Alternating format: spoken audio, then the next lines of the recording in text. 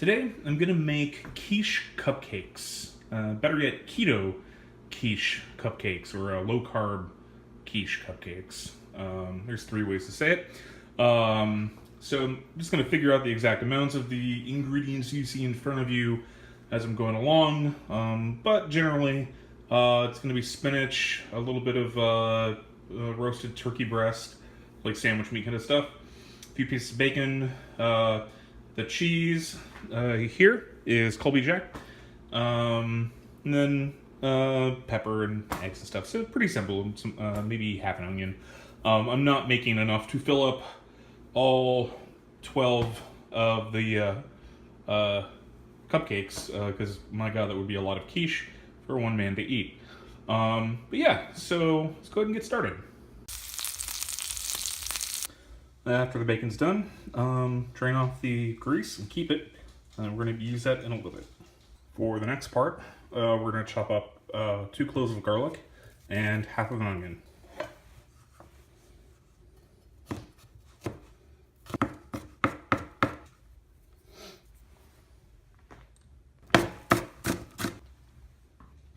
For the next part, we're going to chop up 2 pieces of our turkey breast. Maybe I'm going to use all of the spinach. Use the amount to what you want, and I'll probably use maybe a quarter of this block of cheese.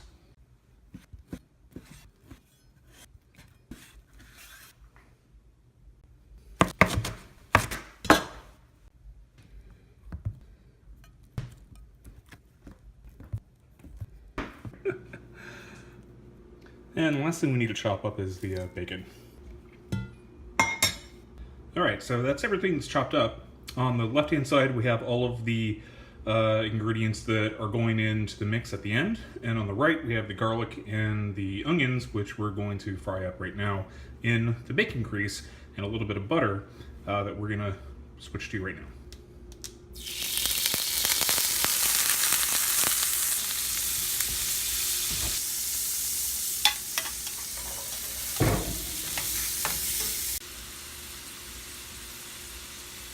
While the onions and garlic are cooking, now's a good time to start preheating your oven to 350.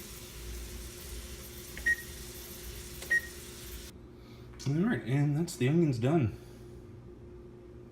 Still steaming. Okay, so now I'm going to whisk up 4, maybe 5 eggs and some heavy cream. And the 5th egg is going to be determined by what the volume is, whether it's enough or not. So let's do that. Uno, dos.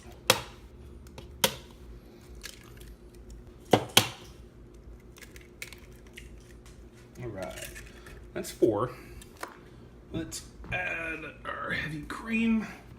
I don't have any specific amounts on the cream, just adding some in.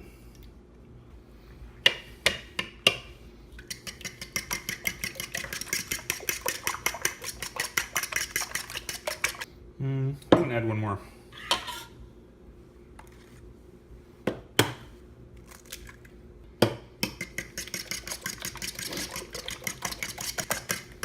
All right. Let's go ahead and mix everything in.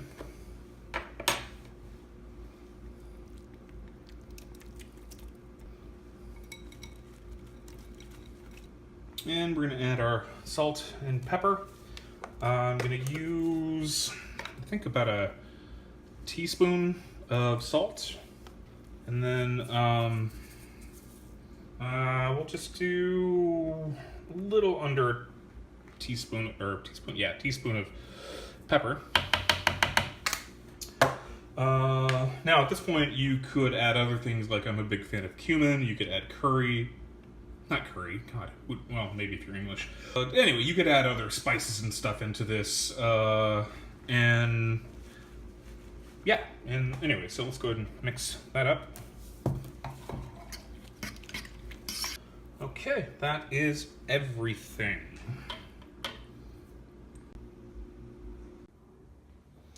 Okay, so you're gonna go ahead and melt some butter.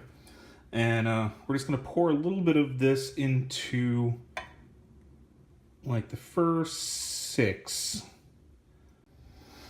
Pretty simple. Number one, make sure that your butter's not too hot to touch, but you just want to go around the inside and coat the inside. All right, let's go ahead and fill these up. Just taking a measuring cup and kind of make sure you get in there. You want to have equal representation of all parts. So it's a good idea to make sure that you stir around in between each scoop to get a fair representation of your cheese. Let's see. Okay. Yeah, I think I can do one more. All right. Great. Very carefully. Yeah, just like that. And we'll top this one off. All right. It's a little messy. That's fine. I think I overfilled this one. I think when I do this again, I won't fill them up as much. And then might be able to get like an extra one out of it. But that's fine. All right. Oven's preheated. I'm going to put these in. We're going to let these bake for between 30 minutes and 50 minutes. I would recommend, since ovens tend to cook differently, don't just leave it in for 40 minutes and assume it's okay. Check it at 30 minutes, and if it needs to cook longer, cook it, but don't just trust. I've done that before and burned stuff, so. All right, I'm going to put these in, and we'll come back when they're done. All right, so this is kind of an important thing. I was sitting in my living room about 3 minutes ago, and I could smell the quiche muffins already. And based on previous experience, when I can smell it cooking, there's a good chance that it's getting really close to done. Unfortunately, the light in this oven doesn't work, but they are puffing up a lot more than I expected that they would.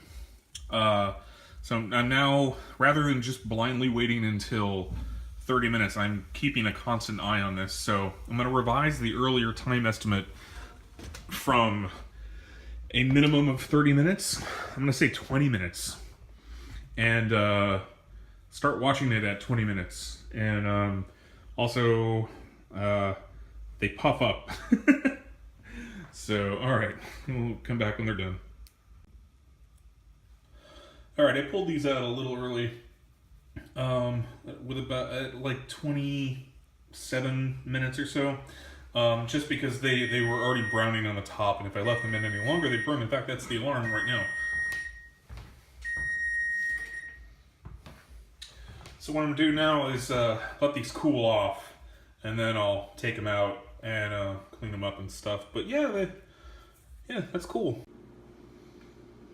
All right, here we are. They're out. So basically, I took a little knife and trimmed around the edges and got them out. So they taste good from the tiny little bits that I sampled. Yeah, the sides are a little, they're not solid. We're not using a crust. An alternative version of these might be to try and use like an almond flour pastry crust, or maybe using cheese. And you can make shells out of cheese. That might be the topic of another video. I don't know. But yeah, I think these came out really well, and I'm about to dig in on them. It tastes really good. All right, I hope you enjoyed this video. Try these out. Experiment with different vegetables. Just Google quiche recipes, keto quiche recipes, stuff like that. There's tons of them. There's broccoli, there's spinach, turkey. Some people basically make pizza rolls that happen to just be eggs instead of dough. So, yeah, this was a lot of fun to make, and I'm about to tear into these things. So, again, hope you liked the video, and subscribe, leave a like, all that crap. All right, see you next time.